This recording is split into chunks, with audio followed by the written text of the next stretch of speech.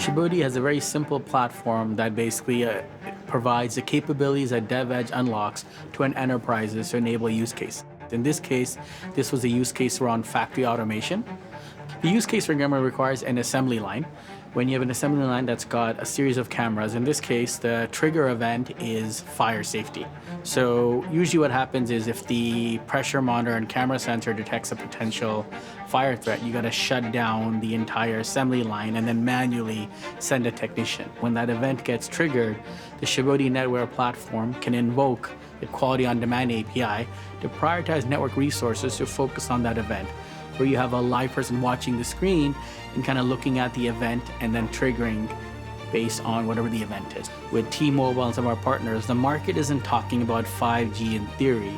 This is the network, and these are some of the solutions that you as a customer can enable today by combining capabilities of Shabodi with T-Mobile DevEdge.